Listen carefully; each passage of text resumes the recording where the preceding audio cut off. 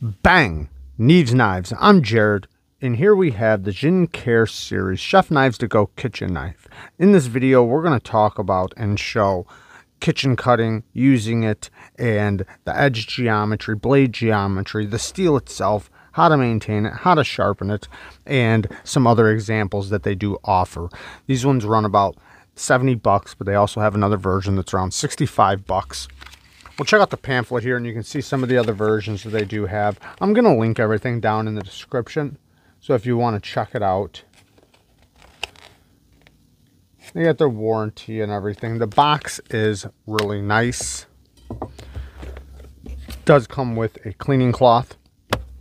Now, let's get into this thing. So, the handle is a octagon shaped spiraled micarta with a mosaic pen. That is very beautiful. The geometry of the blade is extremely thin. Now, we'll talk about the steel here in a second, but the geometry of it, it gets crazy thin behind the edge. I measured this one about 7 to 8 thousandths behind the edge. Very, very thin. And because of that thinness, it makes it cut extremely, extremely well. Now, everything I did with this knife was what I was supposed to do. I didn't go and do the things that they requested not to do with it, because this is not a chopper.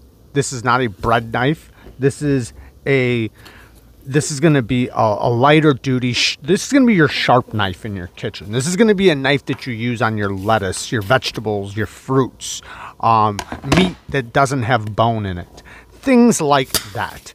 So in the kitchen, I used it for about 2 weeks. I cut up a lot of meat. In the video, I'm going to show me and Kara preparing a steak taco dinner with some peppers and, you know, a bunch of other things. And we had some green beans on the side. I'll show the plate at the end. But, you know, cutting the meat up, it does cut extremely, extremely well. Like I said, it's very thin behind the edge. And if you look here at the tip, you can see the geometry, how thin it really gets.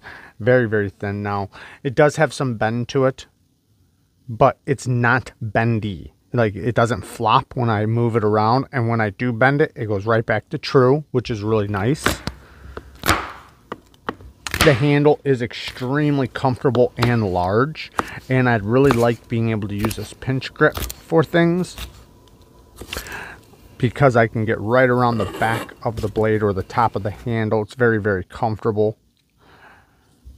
Now, it does have a bit of belly on this version. Like I said, there are a couple other versions, but this one having a little bit of belly, I can do these roll cuts that work really well. And you have this clip point up here at the front where you can use for pressure or to anchor it down to something when you're using it. Now, cutting vegetables and things like that, it's not a paring knife, but because of the geometry and because it's so comfortable in the hand, it's easy to wield. You feel like you have a lot of control with it when using it, and cutting pretty much everything I've thrown at it, you know, but only cutting things, you know, appropriate. It's held up really nicely. The edge out of the box came incredibly sharp. Very, very sharp, which I was very happy to see, because a lot of knives do come very dull. This one came very, very sharp, so I was very happy with it right out of the box. As a cutting board, I used a plastic cutting board. You should not use ceramic cutting boards, marble cutting boards, or glass cutting boards. Use plastic or wood. You know, and that goes for any steel, any knife. You should not be using anything but wood or plastic as your cutting board. It will save your edge and keep your knives lasting far longer. Don't put kitchen knives or chef knives in your dishwasher. Hand wash them in the sink. You will get so much more life out of them. That is one of the most worst things to do to your knife, aside from smacking it against ceramic, is putting it in the dishwasher. The dishwasher destroys chef knives. Just wash it in the sink, dry it off, maintain the steel. Now, this is supposed to be an extremely stainless steel.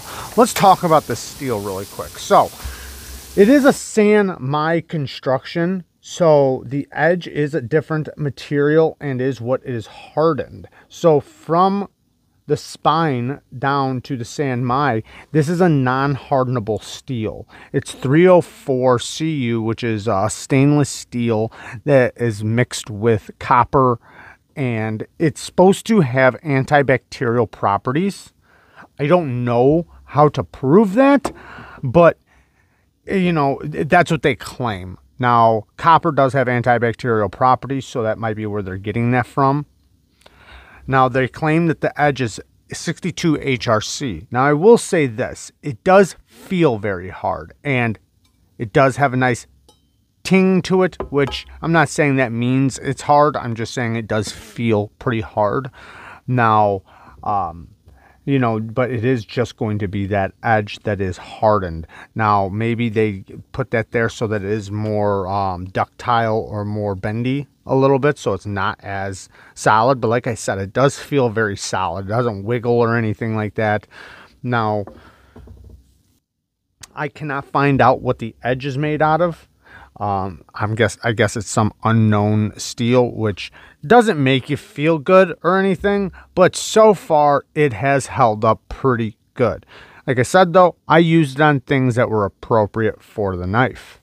Now, maintaining the edge, just like I talk about a lot, a ceramic rod and a strop will be your best friend in the kitchen or with your folders.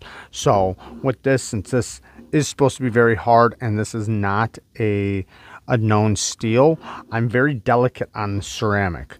I hold back a very far angle, so not up high, a nice low angle, and I'm very gentle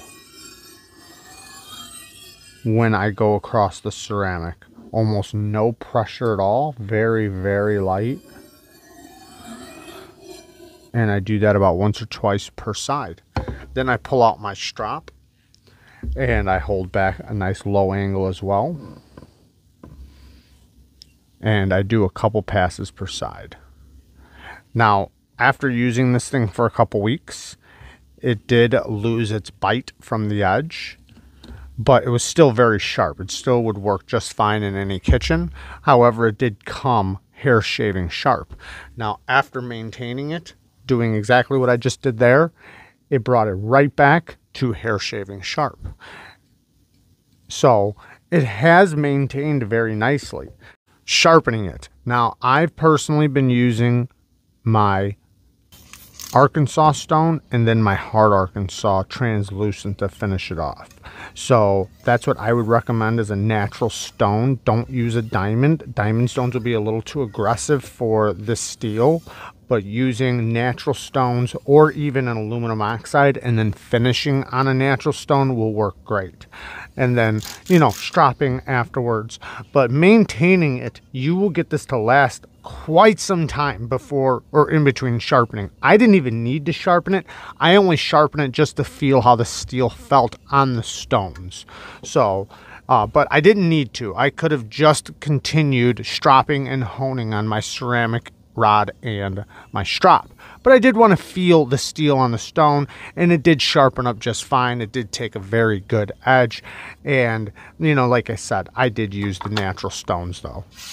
I will say this thing does have a feeling of quality to it, and regardless of the money or how much something is, sometimes just the way it feels and the way it makes you feel is what's important, because when you feel like it has such good quality to it, when you're in the kitchen, it makes you appreciate it that much more. It makes you enjoy the use of it that much more. It also makes you take a little bit better care of it. And I do find myself feeling that, you know, I want to take care of it and I enjoy using it, which I think sometimes is very important with the tools. And sometimes having the right tool for the job just makes your job go that much easier. So I have been appreciating this and not abusing it and taking good care of it as you're supposed to with a good chef knife.